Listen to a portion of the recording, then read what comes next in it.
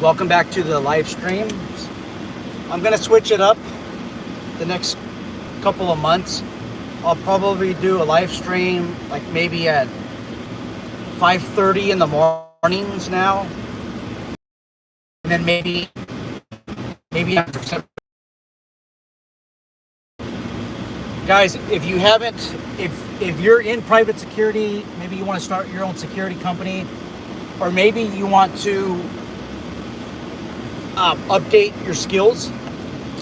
Maybe you want to just get a refresher on the newest laws out there that revolve around our industry in California. I know California, right?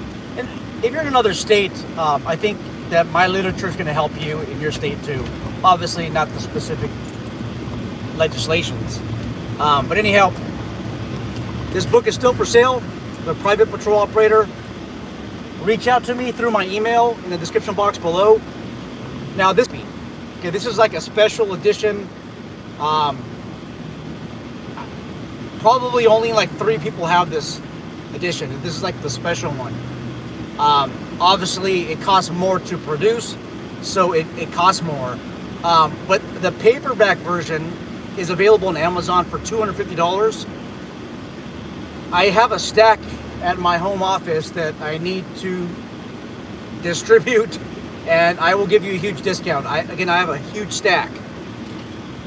It's not going to be $250. It's the discount is going to be huge. You see, I have this deal. Maybe it's not even a deal with Amazon. We have a 50-50 split. So if I sell a book that's $250 or Amazon sells a book that's $250, I basically get like $125 or something like that. So that's how the arrangement between me and Amazon works. If you want to know how to manage a company in California under California legislation, even California case law, I think it's not a bad idea to have a copy of the book. Anyhow, I did some more research. What's up, Mike from the Professional Security Journal? What's up, Randy Nunez? Welcome in to our daily live stream. I did some more research on the Sparta college incident. I want to thank Antonio. He hit me up on Instagram. I do have an Instagram account under the Firearms Trainer. And he basically showed me, because I needed to know what company it was, right? We needed to know what security company fell short, in our honest opinion.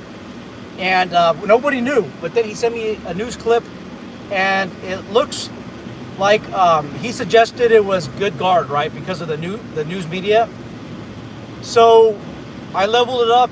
I went online to the Los Angeles Superior Court website. I went to the actual civil court system, and I had to pay out of my own pocket $11 for, it was like 20 copies of the civil complaint.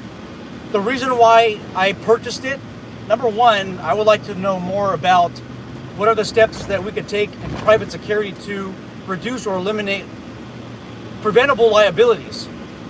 I think it's something that I like to share on this channel. And then also, as part of my 40-hour online private patrol operator leadership and development class, we do talk about case laws. And by the way, you could attend that course. You can register for that course today if you want to. Go to crimebullet.com, crimebullet.com. If you forget anything, you forget my website URL, type in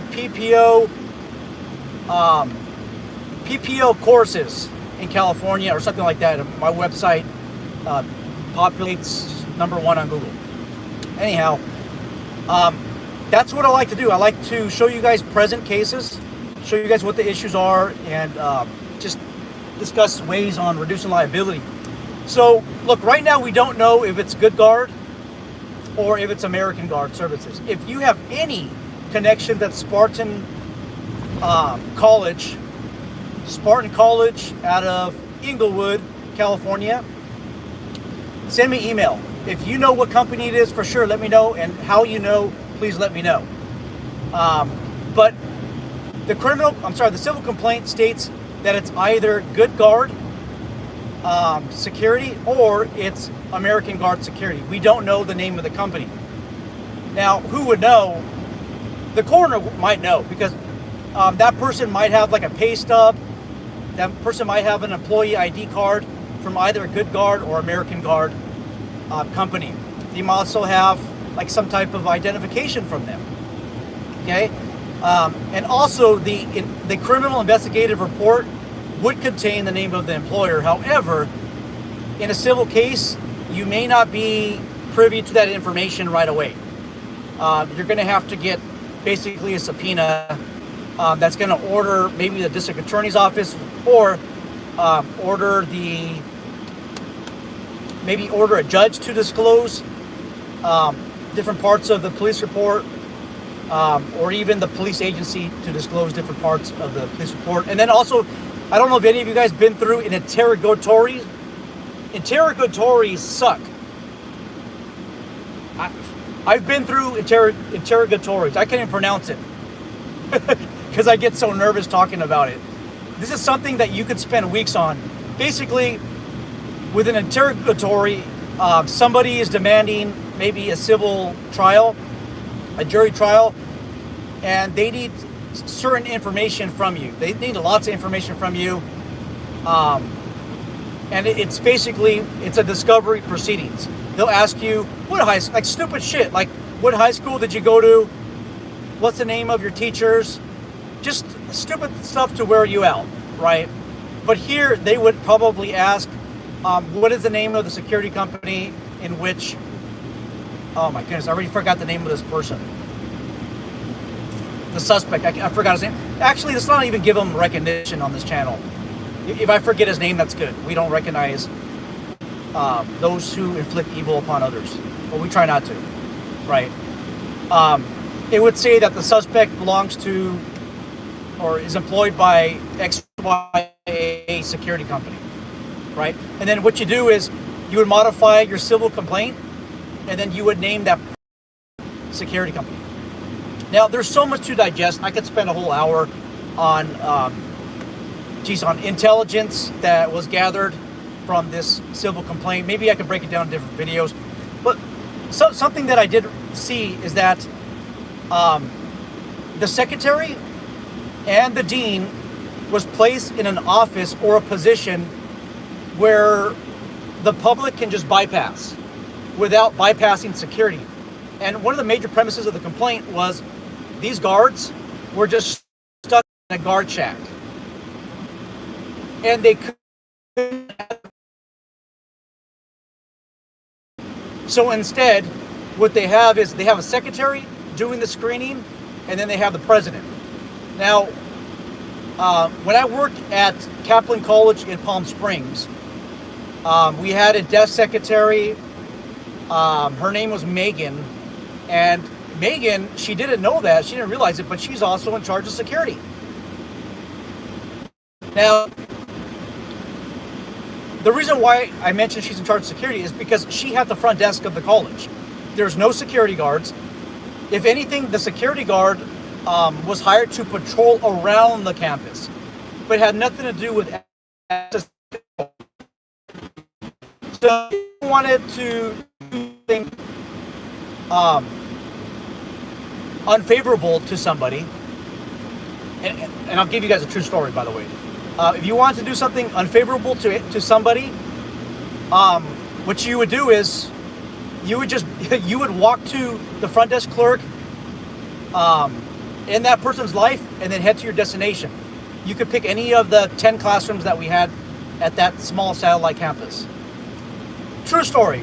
So, law enforcement, we had some criminal threats against a particular individual that wanted to end our life because he was upset about something, understandably, right?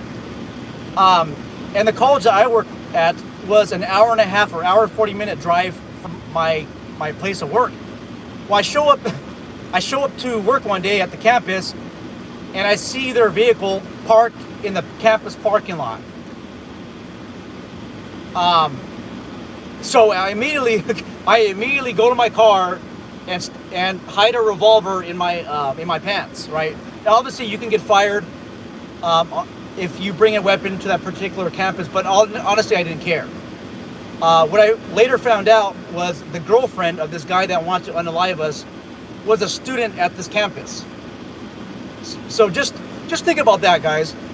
Now, campuses, they have a duty to provide security, and that's where you guys come in.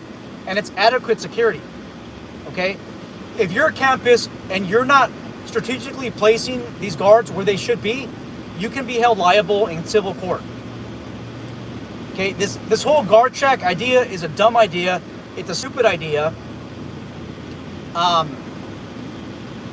it does make sense, okay? It does make sense if that guard check serves as a primary entrance and exit point. Maybe it's located at a possible choke point area, something like that, right? I guess it would make sense, but it didn't make sense at Spartan College positioning those guards in that way. Now, the security company would not be on the hook, in my honest opinion, if they asked the campus, okay, the college campus, where should we place our guards at? You want to hire our officers? Where do you want them at? Okay, and let's just say the security guard company had no input on where they are placed. Guys, a lot of the liability is going to go back to Spartan College. Okay, but look, if you're a security manager, or you do marketing, you do sales, or maybe operations, and you have input, actually, if you're able to say this, like, hey, this is the best place where we should position our guards, and here's the reason why.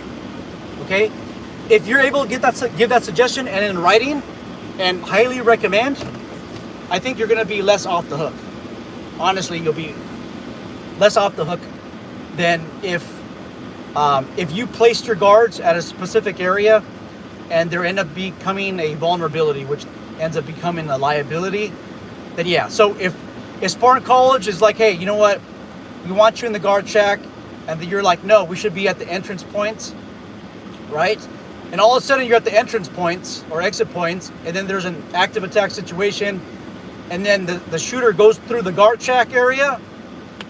I hate to say you're damned if you do, you're damned if you don't. But in that circumstance, guess who's liable? Well, the person who had more control over that decision is more liable. Okay? So, man, there's so much. There's like 10 points I wanted to make on the video, on this video. But there's like very limited time. Let me just go through the comments real quick. FCJ9 is here.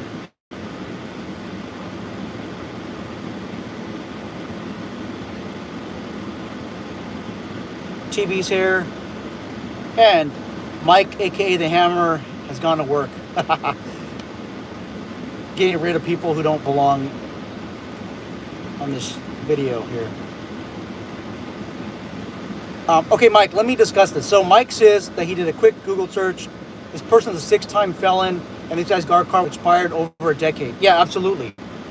Absolutely. Actually, the civil complaint names the specific guard and lists his guard card number and the expiration date. And it's way over a decade. It's like, I think it's 15 years. So I think a decade after his license is expired, allegedly, he's placed at a post, which is the Spartan College, and then he works there for 5 years, and then this incident happens. So that's crazy. Like, how do you even get to that? Now, as for let's talk about felons. Like 6-time felon. What if I told you that none of these felonies were convictions? Like, I don't know. I'm not allowed to run rap sheets for private sector purposes, right? But let's just say he's a 6-time felon, or he committed 6 felonies and was never convicted. How was he hired? I'll tell you exactly how he was hired, because of California's liberal policies. There was new legislation that came out like 4 years ago, maybe 5 years ago, where you cannot ask that person if they were convicted of a felony, or they were arrested or something like that. Like, you can't ask that anymore. Those questions come after a job offer. Yeah, and you could see that maybe this happened in that circumstance, right? Now, for a guard card, if you have a guard card, once you're arrested, okay, BSIS is notified, and they should be temporarily suspending your license pending completion of the investigation, or at least contact you and say, hey, explain the situation, right? But if it's a conviction, if it's something that's going to affect your performance as a guard, the BSIS, they should revoke that license. And there's a procedure for that. I'm not saying that everybody that's arrested of a crime should have a revoked or suspended license. Absolutely not. But if it does affect your performance as a guard, if it affects public trust, then I think that that's a viable option for most people. So maybe that happened, right? Maybe he wasn't convicted 6 times. I know that you're hearing in the news that he's a convicted felon 6 times, but who told you that? The news media? Just think about that. And honestly, I think I did more due diligence in this than the news media. The news media, they really only look at the first page of the civil complaint, but I went through all 20 pages. And I don't know if they purchase civil complaints as a civil complaint. I don't know if they purchase them because it is an expense. But I did that, and I think we covered a lot more than the media, like more of the facts. Okay. The last part I want to discuss on part of this civil complaint is there was not adequate security. Okay. So there's a new company that replaced the first company, and part of the complaint is, well, you guys hired another security company to replace the old company, therefore the old company must be terrible, or they must have been negligent. That's kind of a stupid ass argument, but that's part of, that is an argument, right? And I think it's called ARB Security or something like that. That's that replaced whatever company it was. I'm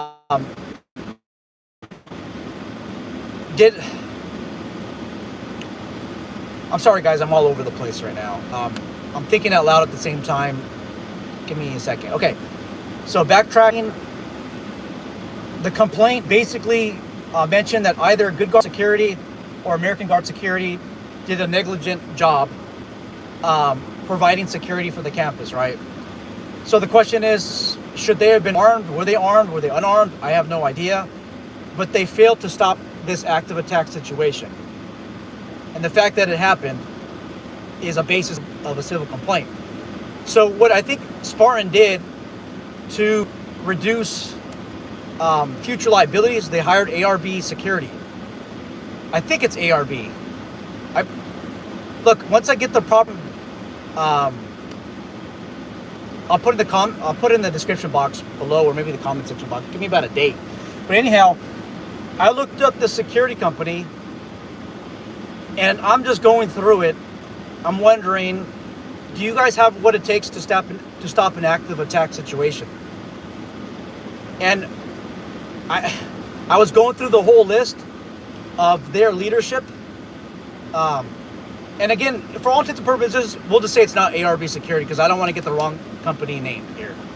From the top down, the president, like operations manager, just on their bio, none of their experiences are impressive. None of them gives me confidence that they could stop an active attack situation.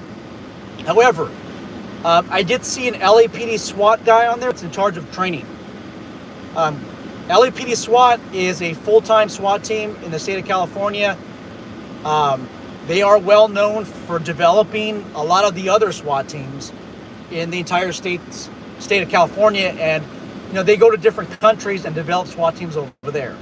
Now, there are people that know a lot more than me that can highly criticize LAPD SWAT a lot better than I can.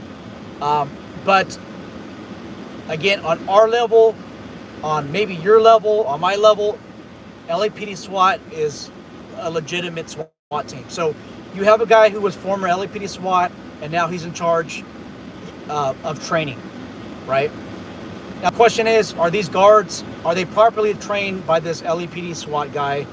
And by the way, my question is, look, dude, are you still relevant?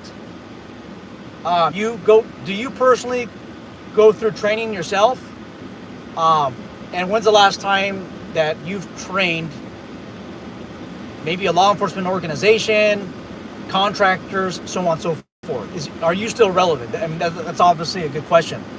I saw some photos of this company, of this new company, and I'm not even impressed by their uniform.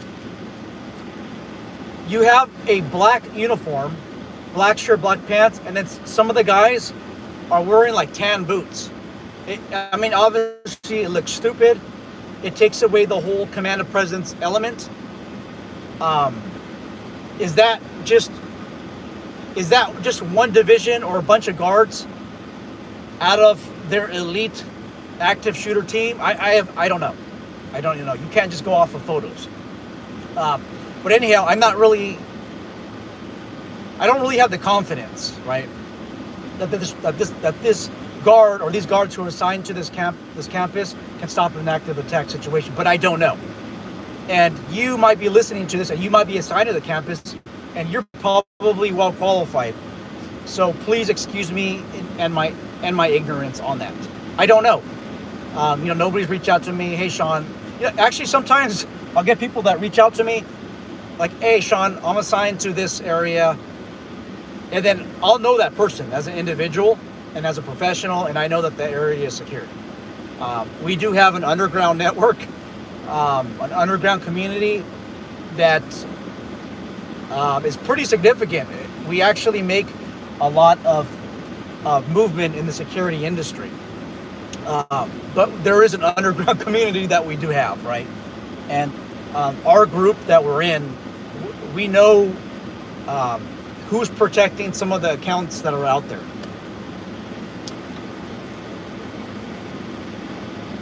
FCJ9 says, if there were multiple companies' names on the complaint, one company must have entered into subcontract agreement with another security company. I'll come out in the wash. Oh, yeah. You are absolutely right. So it's possible that Good Guard maybe hired American Guard, or American Guard hired Good Guard to subcontract that assignment. That's interesting. That'll come out in the interrogatories, which is a discovery proceeding if you guys have been following me from the beginning of the video.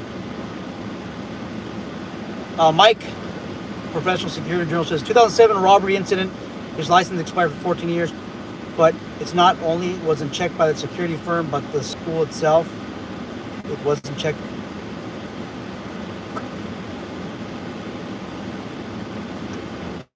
Yeah, you know what, Mike? You're not wrong. I mean, if the security company or the college checked this dude's license, that was easily found by the law firm, they would have found that it's expired. So this is what I would do, right? If I was a convicted felon, and 15 years ago, the BSIS wasn't automatically suspending license, I would just let my license expire. Let it expire and continue to work. Because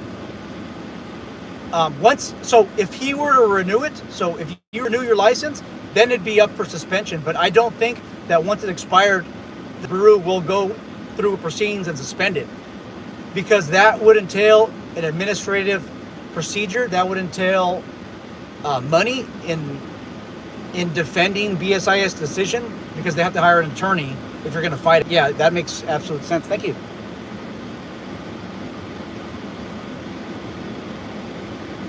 Mike says, wasn't LA the first SWAT? You know what, man? I'd say this. The FBI and LAPD, I'm not putting down these agencies, but these big dogs out there, some of them tend to take credit. There might have been like a small agency, like a 3-officer agency in Oklahoma somewhere that started a tactical unit, which is essentially SWAT. And you never know, guys. You never know. Obviously, that 30 years ago or 35 years ago, that small agency is not going to get as much traction as if LA started a SWAT. I don't know.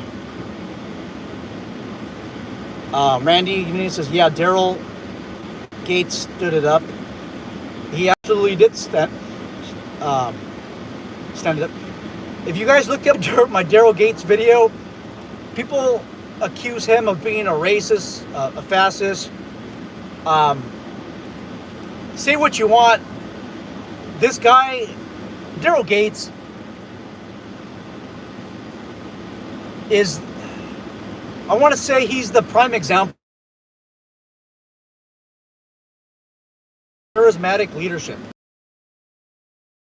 And it's going to just make you listen like, damn, this guy is going to motivate me to do something that I need a little bit more motivation to do. And believe this or not, Daryl Gates used to be the driver for, I think it's like Willie Williams or one of those chiefs. Like, he was kind of like the taxi driver, the chauffeur.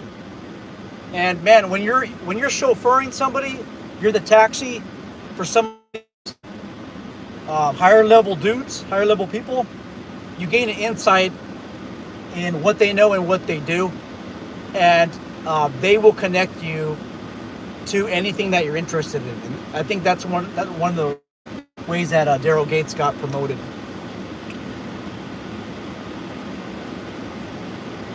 Mike says the complaint names Spartan College, Good Guard, and Americas. I'm guessing one of them actually signed contract and subbed it to the other. Possibly, but so with Mike, with civil complaints, many times there's not a lot of research. They don't hire a private investigator. A lot of it just Google search, and they just throw a bunch. It's like the shotgun effect. They throw a bunch of crap on the table, and hopefully something will stick.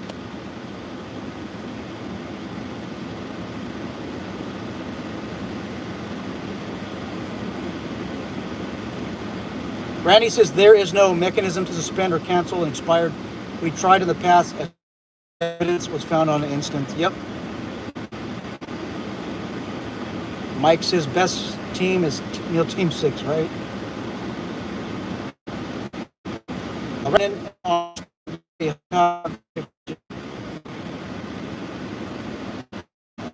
Over the internet, over a dozen people. And also Whitman was a former U.S. Marine Corps veteran, by the way. Won it over 30. And that sparked the event for SWAT. You know what? That actually sounds like something we covered in a training, Randy. How would you even know that? How would you even know that incident sparked SWAT? Oh, I forgot. Because you're the instructor on record for the upcoming active shooter training coming up at the end of September, October, and for more details, reach out to us. That sounds the most cheesy advertisement ever. But no, guys, we actually do cover that, and we do have a class coming up. Late September, and I believe it might be sold out or 2 more seats left. And then we have another class in October. I think the first week of October, where it's we actually have a post audit. This is interesting. That's normal because we're a new presenter, right? And that's common to have an audit. But this is the thing is, if you're a law enforcement agency in California, we designed it so that I guess we designed it just happened this way, that if you send one of your officers to our training and somebody has to work overtime to replace that person because that person's out of training, that 12-hour shift is going to be overtime shift that someone else filled is going to be completely reimbursable by Post. And Post will pay, it's like 80% of your lodging cost, travel, so miles, they'll pay like 70 cents a mile or something like that. And also they'll pay for your meals, like $50 a day or $45 a day. That's what we did. And I don't know of any other. Honestly, guys, right now, I'm going to say this. I'm almost going to cry, man.